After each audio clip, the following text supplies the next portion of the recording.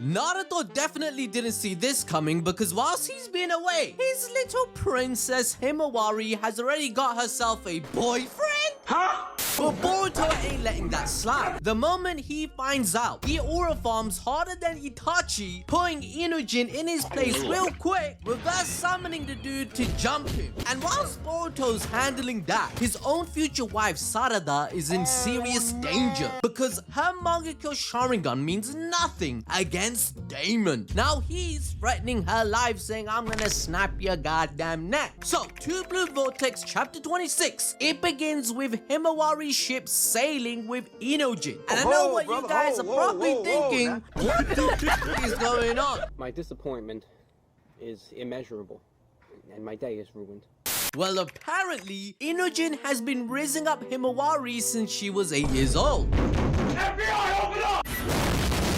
Those that have missed out on the Boruto anime have lost all the clues, so stick around to find out why this even happened. In chapter 26, we see him gifting her the rarest and most delicious honey she loves out of nowhere, which makes her extremely happy. But instantly, Kashin, Koji and Boruto clock on what he feels. They make Inojin admit he has feelings for her, and if he actually wants to protect her, he must be summoned to their location for a real talk. Like, bro, this instantly reminded me of that one scene from Bad Boys. You know, it's a classic. Came to take out Megan? Get your ass up against that wall.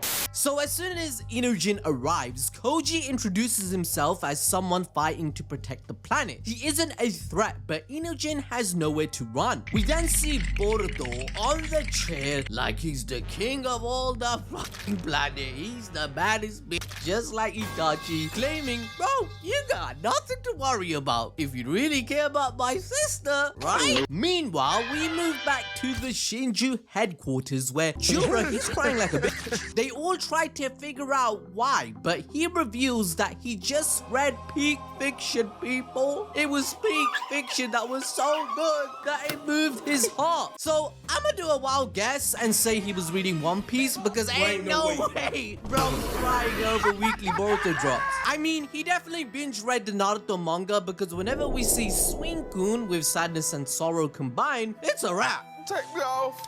Cut this off. But Jura is smart, unlike Hidari. He connects the dots. His evolution in this chapter is insane. Instead of acting like a mindless Shinju weapon, he reveals through Mitsuri's emotions and her bond with Konohamaru that Jura experienced sadness, anger, and even a glimpse of love. And those tears running down his face weren't weaknesses. They were proof that he's changing by awakening human emotions. This makes him the perfect foil to Boruto, because our MC is struggling not to lose his humanity to the Atsuki inside him, right? Whilst Jura is slowly gaining his so that he can control it. In other words, their paths are on a collision course. Boruto fighting to remain human and Jura fighting to understand what it means to be one. And when those two philosophies clash, it won't just be a battle of strength, but a battle over the very future of Shinobi and Atsuki. However, Bug Shinju chimes in, stating that information is not important to him. His instinct is to target Eida because he's the ultimate gooner. Not another one? Yeah, you got that right. He's a gooner. Like, I'm not even kidding. This guy should be on the predator list because he says, I want to prey on her and control the woman. He wants her excellent genes only for himself. Now, what does he mean by that? Well, originally, Eida was a normal human, but Amado modified her into one of his ultimate cyborgs. He designed her body using advanced Atsuki-based tech and genetics, literally should buy the Atsuki god. This is why her genetics are far beyond a standard person. But the whole idea of Bug Shinju named Mamamushi wanting control is because, think about it, he never had any when he was a human. Bug was a coward who spent his life hiding in the shadows, powerless and constantly be at the mercy of others. That trauma carried over into his Shinju form. Mamushi craves dominion, and by consuming Eida and her godly genes, he thinks he can finally take the control that Bug was denied his entire life,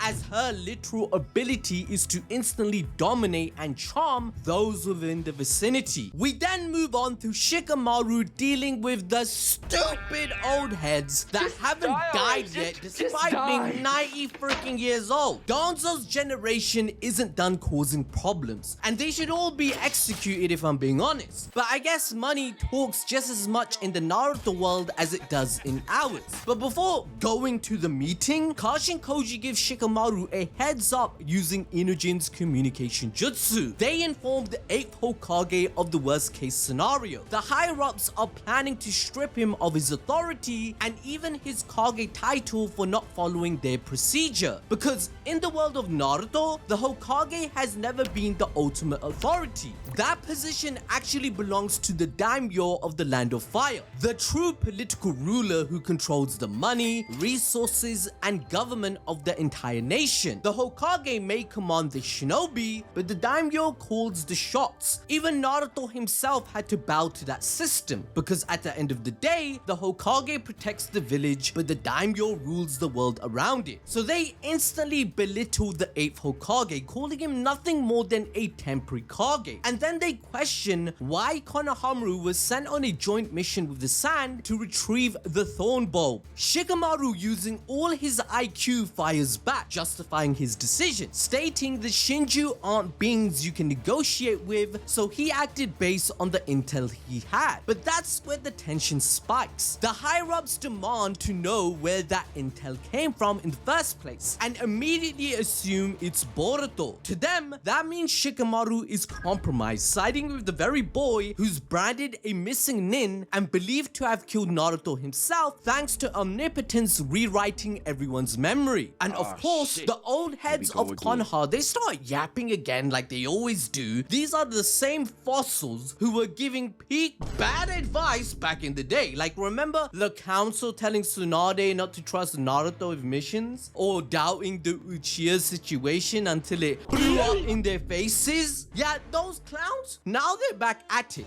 with some granny cussing out Boruto like she's never learned a single lesson, but Konohamaru's had enough. He stands up and states Boruto saved his life and would never betray the village. Yet even hearing that from the grandson of the 3rd Hokage, that isn't enough to simmer down their hatred. Instead, this dusty-ass relic doubles down, declaring that there's no room for debate. Boruto will be eliminated. And I swear to God, bro, whenever I had these stupid shit talk, I get so frustrated. Eventually, Sai must take Konohamaru into custody for questioning, and the elders are trying to sniff out every single person that has had contact with Boruto. Once they find out how Boruto escaped his interrogation, Mitsuki is in trouble because we all know it was him who helped. But that's not all.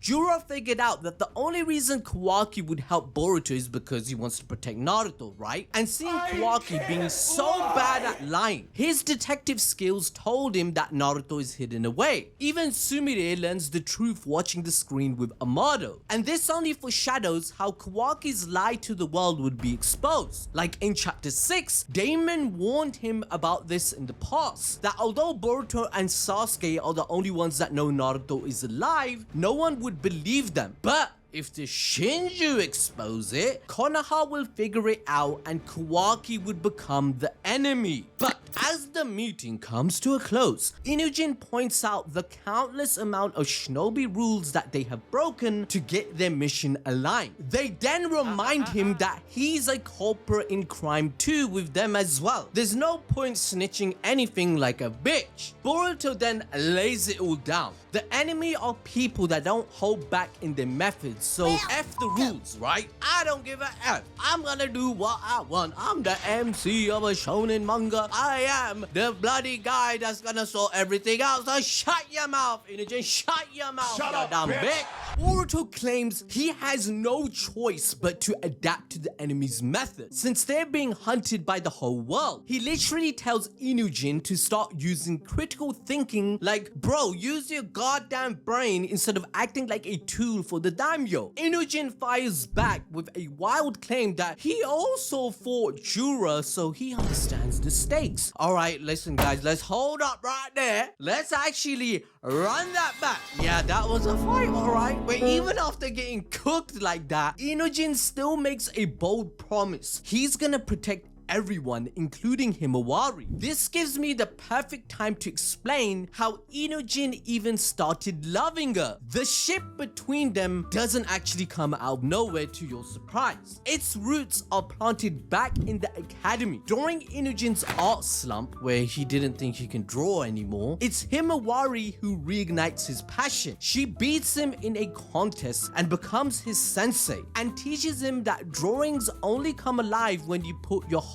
into them. So for the first time, Inojin learns to see through someone else's perspective, and that someone is Himawari. He even risks everything to save her drawing from falling into a river, finally unlocking his super beast imitation again. From then on, they're constantly paired, drawing together on the regular, having meetings weekly, and even in the Boruto novel 5 that none of you have read, Himawari is described as being completely attached to her Inojin. Mitsuki even catches them blushing when he calls them out, and the two are so in sync that they're rocking matching sketchbooks, people. This early arc sets the tone for the future. Himawari isn't just Naruto's daughter, she's the spark that awakens something in Inojin no one else could. In Boruto's return arc, Inojin and Himawari's bond grows from childhood partners into something much more. Himawari decided to become a ninja, and apparently Inojin is the one that is paired with her in all her missions, which made the time they spent together increase significantly, where he's the one always protecting her. That's why when we reach to Blue Vortex in the very first few chapters, when everyone mocks Himawari's hope that Boruto is innocent and Naruto still lives, Inojin is the only one who actually listens. He protects her in battle, promising to keep her safe, and then refuses to abandon her no matter the cost. This reaches its peak where he throws himself in front of Jura again and again until he's impaled and left dying, joining the Donut Club. His sacrifice triggered Himawari's awakening as the new Nine-Tails Jinchuriki. She heals his wounds with her newfound power, completing the cycle they started years ago. What began with art and admiration has become a story of sacrifice and faith and love and all of that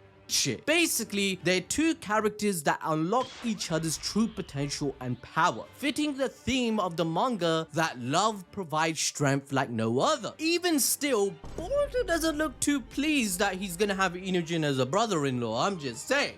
This nigga is trash. I mean, this spells only trouble. Remember in the original manga, even Damon had a massive pull to Himawari, and Boruto came to the assumption that he thinks she's cute and wants to get to know her better. But Damon doesn't understand what he felt just yet. So now Inojin and Boruto also have to deal with the strongest in the verse, since Damon gonna be pissed one way or another when he finds out that someone else likes Himawari because he likes her. We then see Boruto argue with Jiraiya's clone. He figured out that Koji planned on letting Konoha and the others die just to trigger Sarada's Mangekyō Sharingan. But that so-called most certain outcome that he states isn't just about sacrificing teammates. It would have meant also throwing even Naruto and Sasuke under the bus, letting them die as pawns, written off as collateral damage in his ideal scenario where anything is possible according nothing to him since he only sees ninjas as tools. And that's something Boruto would never accept. To him, Naruto and Sasuke are the very pillars who shaped his path to be a ninja. They're proof that shinobi can rewrite destiny instead of becoming victims of it. So rather than repeating that cycle, Boruto chooses to defy fate itself, even if it means clashing with Koji and Momoshiki at the same time. Eventually, they contact Shikamaru again and tell him that for the sake of the future, he has to remain Hokage, because in just 1 week, Mamushi is coming to Konoha to take down Eida. But this time, Koji already knows all of his abilities and exactly how to counter them, giving them the upper hand. However, the next scene is with the girls, and at first glance, it looks like some goofy ass rom-com filler, like some mad bullshit. I don't want to read this shit. Eida's grilling Sarada and Sumire about when they're gonna confess to Boruto about their love, but everything goes wrong real quick. This moment is connected to chapter 76 in the original manga. That's the OG girls' night that they've been having all the time, where Eida invites Sarada and Sumire over. Low-key, she tests them, and the manga drops the reveal that they're immune to her charm omnipotence. So now they have to pretend to be enchanted while secretly coordinating with Shikamaru this entire time. Now, because of the events in the last chapter where Sarada went to Sumire first to confess her feelings for Boruto, and Eida felt left out and jealous, like, bitch, why didn't you come to me to spill the tea first? Now she's like, you know what? I'm gonna get some payback. I'm gonna probe into your goddamn mind and find out if you're immune to me. So Eida, she keeps fishing for signs that her power is actually working, and the girls keep playing along so she doesn't notice the loophole. But now when we cut back to this very chapter in 26, Sarada and Sumire, they're casually dropping Boruto's name left, right, center in front of her, and that's when the mask has finally slipped. Eida realizes instantly that this conversation shouldn't even be possible if they were really under her sway,